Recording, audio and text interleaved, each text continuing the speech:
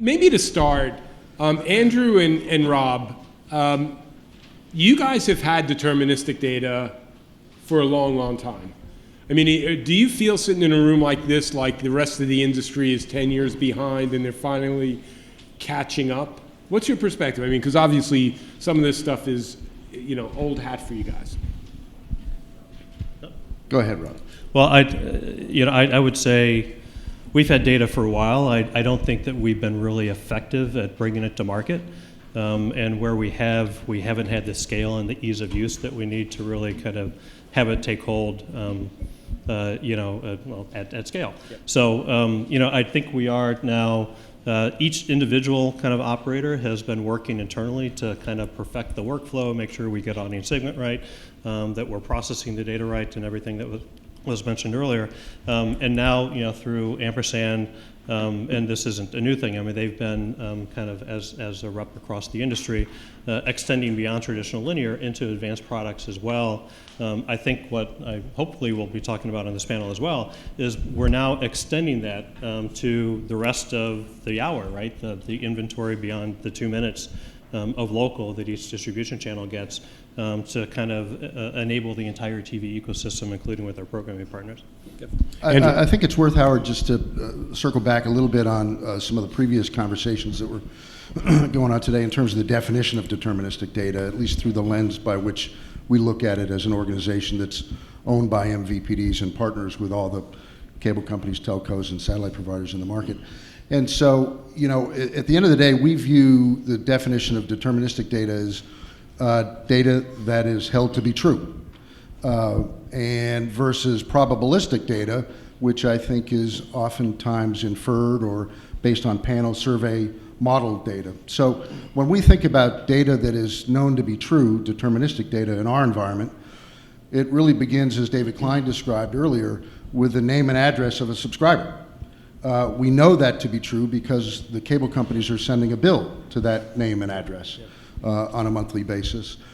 And then you start to pivot off of that with other known sets of data, set-top box ad exposure, commercial viewership, program viewership data.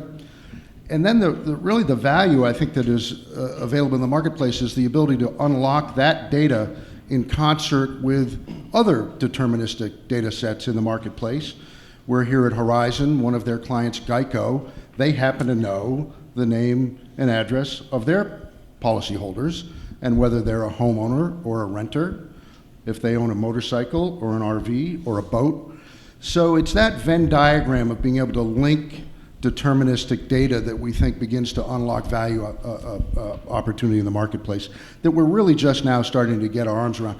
Probably 10% of our business, thereabouts, is transacted on a deterministic audience-based data, and the vast majority still on an age, gender, panel survey-based. And we don't view it necessarily as an either or. We don't think that deterministic data replaces overnight survey-based probabilistic data. We think they will both live in harmony and serve different purposes in concert with one another. Yep. So Julian, the earlier panel, there was a lot of talk about attribution measurement. There was a lot of talk about planning, optimization, activation. From your perch at Viacom, are those equally important? Do you think we should be leaning on one versus the other? I think very much it depends on what the client goal is. So it's very simple to say we should go attribution, but ultimately what is attribution and how do I open up the data to enable you to do your job versus moving in another direction and going that way. And so the reality is that it's really variant on what the customer is looking to do and what value they place and ultimately what you can execute in the world. We have clients right now who we can actually, through their preferred measurement partner, get to some kind of attributable figure that we pull back in to optimize our plans. We optimize our data-driven and addressable plans every 2 weeks or so. So we can use that information to get smarter and to drive more conversion. Conversely, we have other clients that are maybe looking for a different kind or don't have that measurement partner, in which instance they're looking for a different potential KPI, and you have to be able to work and execute along those lines. So it's variable and very, very dependent.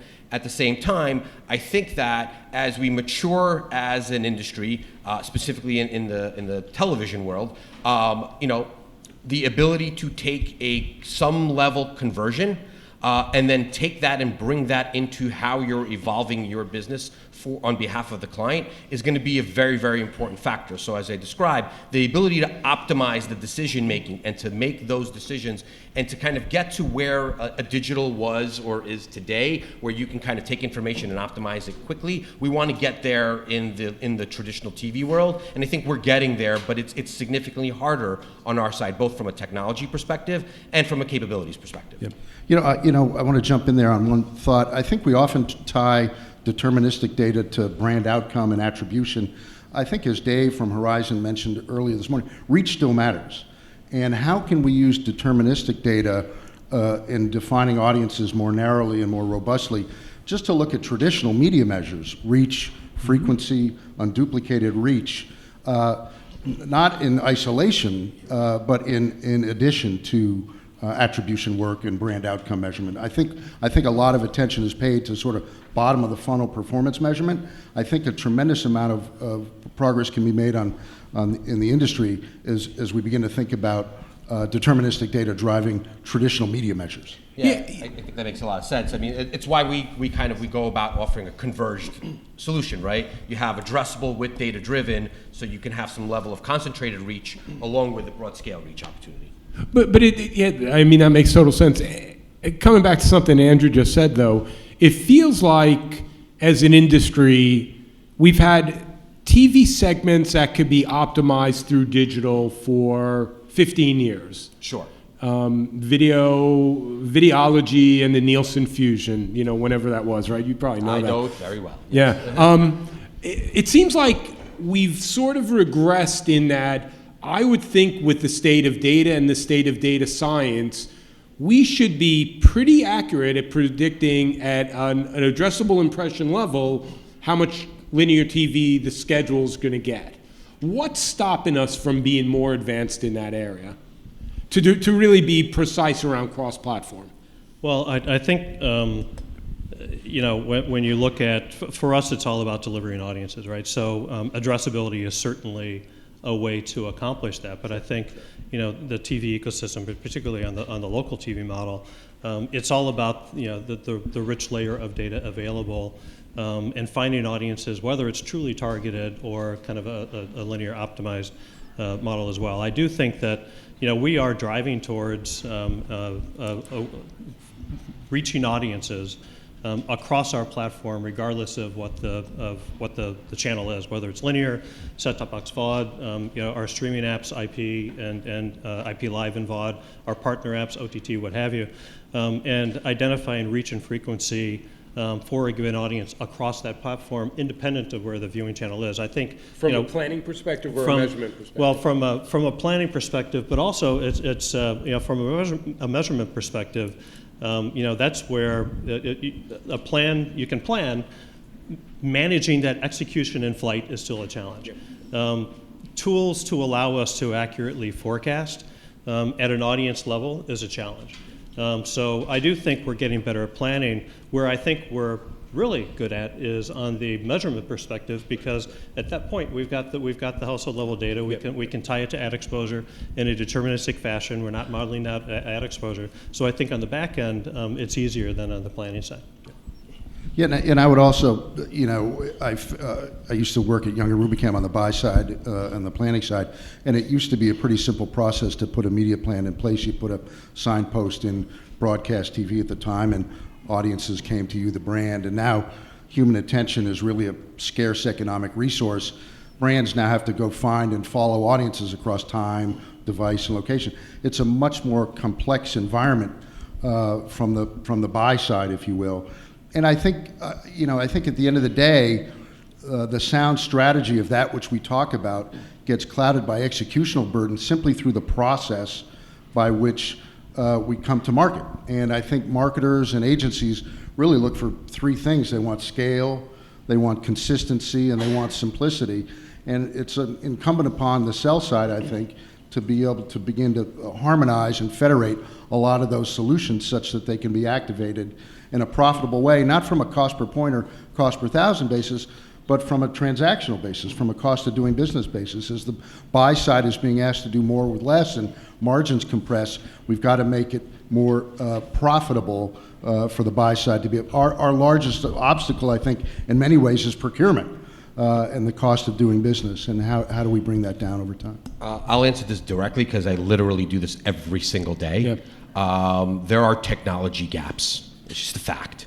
There are technology gaps with a lot of traditional TV companies that make it very, very complex to forecast. And what we could do digitally and the information and the signals that you get digitally are harder aggregated, put together, and made available for a forecast in an MVPD environment, a traditional MVPD environment. There are obviously, I know of efforts to kind of shift that and work towards that and provide solutions there, but that is absolutely one of the gaps that exist, is forecasting, specifically in the addressable space, and it's variable depending on ultimately the operator that you're working with. Got it. So if Noah was to give you his data stack, at least for his 20 million homes, you'd be able to do that better. You have the I analytic don't think capability. that solves it from a forecast perspective. Okay. When you talk about a planning and forecasting to me are two very, very different things. Yeah. If I'm looking at it, I spent 14 years on the buy side. If I'm looking at it from a planning perspective, I have a very, very different perspective than if I'm trying to forecast it as a publisher and I need to assume the cost of revenue, replacement costs, and everything else that go along with how to deliver it. So there are two very, very distinct realities of what I try to do as a planner versus what I try to do as a seller, and they are very, very distinct. Got it. Okay, so Andrew, you used a number before of 10% of your business being advanced TV. Right, and that feels sort of similar to the numbers that are published out of the upfront in terms of how much is audience buying. We're sitting in a room with a lot of agency people here. Is there anything the agencies could do so that number is 30% 2 years from now? Yeah, it's funny, you can talk about data and technology and operations and platforms. I think for us, it's really about mindset. You think about education, the purpose of an education is to take an empty mind and make it an open mind. I think for us, those partners that approach the market with an open mind and want to lean in, we don't have a perfectly prescient crystal ball of exactly what the future holds. Ampersand has a lot of scale. We got 85 million homes and over 100 networks, and we sell inventory on live linear and VOD and digital, and powered by data and measurement on the back end, but we don't have all of the answers. So where we find the greatest success are with those partners who want to lean in and help shape the future. And for those that have an open mind, and even in the local market, I think we talk a lot about deterministic data as it relates to the addressable marketplace, which is great. I get that.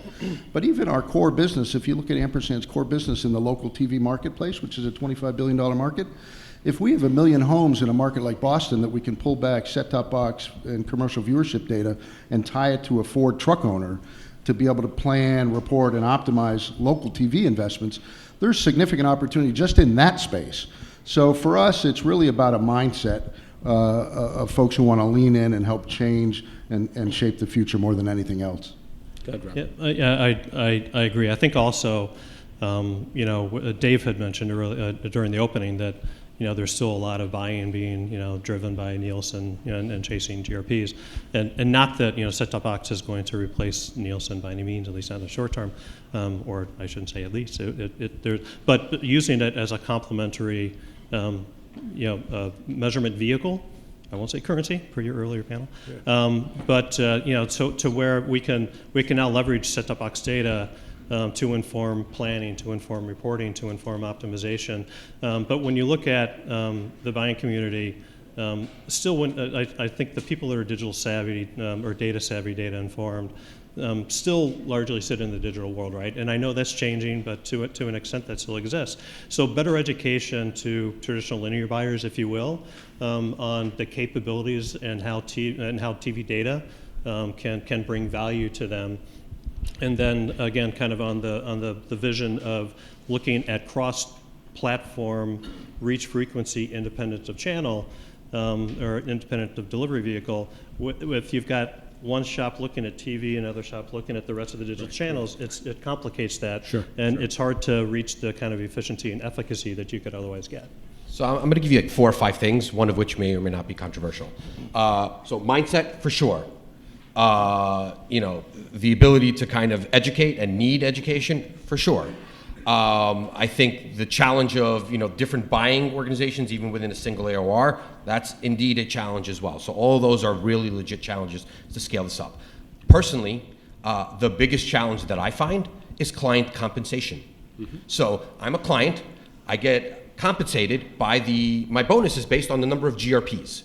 Right. You know what I'm not going to do? Not buy GRPs. Right. And I think that's a real reality in the market that not enough people are talking about, that the marketers themselves, CEOs, need to think about different kinds of compensation models that will enable marketers to shift the opportunity. Now, to the point that Rob made, like, hey, you don't necessarily have to buy addressable in every scenario. You might want mass reach. But to have it almost against your personal value to do so, because I'm not going to receive the level of compensation I might expect, is a real reality in the space, and that has to be addressed. Yeah, it seems like one of the things the industry hasn't done well is be really clear about how expensive linear TV is when you buy it on age, sex against an audience. Sure. And then how does that compare to audience buying versus how does that compare to addressable? People get sticker shock, right, at a $100 addressable CPM. Guess what? If you back it out to an effective CPM, it's a $10 CPM that you're paying on a P2+. So it's variable. So there's a little bit of that sticker shock, and there's a little bit of just simply really just not having that compensation model in place. Or you may be paying $500 for linear for that target. Or you could very well be. Yeah. So let's talk a little bit about the interplay between the programmers like Viacom and the distributors like Ampersand, Comcast, and Spectrum. Obviously there's a huge need to keep the ecosystem healthy. At the end of the day, consumers need to get great content through this ecosystem. Effective monetization is one way to get there. And I think you mentioned lighting up the national inventory, not just the local inventory. What's going on between you guys to help the entire ecosystem? Yeah, well, I think the first is a mindset change, which David Klein described previously in his Mars attacks analogy. I think that's what it was anyway, which is the enemy is not one another. It's not programmer and distributor. To your point, Howard, how do we protect and grow the TV ecosystem in the face of digital competition that has its sights squarely set on the $70 billion TV marketplace? And I think TV has unparalleled, unrivaled attributes around content, scale, viewer engagement. And we want to double down on that. And we think we can begin to layer on digital-like attributes around better data and better targeting and better measurement. But we need to do that holistically in the marketplace, not on one set of inventory, but the entire set of inventory. So whether it was the on-addressability effort that was announced this summer by our owner companies, whether it's our partnership with OpenAP to bring standard audience definitions into the national marketplace as well as the local marketplace, there's a recognition that we need to sit at the table together and figure this out for the benefit of all of us. And so I think that's, I think we as a TV ecosystem have been complacent over the years. And now there's a recognition in order for us to protect and grow our business, that collaboration has to occur. Yeah, I think when you look at what TV does well, its scale, its reach, its highly quality produced video and brand safe environments. I also the engagement of TV and the emotional engagement. I've never heard anyone run around quoting taglines or saying dilly dilly after watching a digital campaign. But it historically. Digital has always kind of controlled the narrative around being able to reach specific audiences, being accountable and measurable. And we now have the opportunity and the data, and I think we're now getting our arms around. There's still technology gaps, but we're still getting our arms around that to kind of bring the best of the two together. When you look at what's happening with viewership trends, there's no doubt that there's a shift, but there's also absolutely no doubt that there's still a lot of eyeballs on ad-supported TV. And it's important for us to continue to keep that ecosystem healthy, to continue to have that quality programming in that environment. Yeah, it would seem like Julian, key thing is data to drive yield, right? Sure. I mean, look, we have to be simpatico. Let's be real here. We got to be friends. I mean, obviously, there's business to be done, and that is what it is. But realistically, we need each other to survive. We've been working very closely with a lot of select MVPD partners to light up a 33 million household addressable footprint on our own networks, right? So we've been able to do that because we have been working in concert with our MVPD partners. It's a necessity to do, and it requires us to not only share information back and forth, again, privacy compliant, but to be able to enable your technologies and your infrastructures to work in concert with each other. So my scenario with our partners is, through crosswalks that we've built, right, or an XDMP, if you will, right, we're able to kind of push segments from one place to another into the MVPD world with ease, with quickness, to speed up that process. Part of the challenge that we all face in this part, right, the variance is if I go and do something with Google, I can do that by myself and I can get it done in about 2 minutes, right? If I want to do a TV buy, it might take me 6 weeks or 8 weeks to do it. Obviously, the value and impact of TV kind of overstates what Google can provide in a short burst, but there is that operational challenge that has to be lifted. Great. Well, thanks for a great conversation.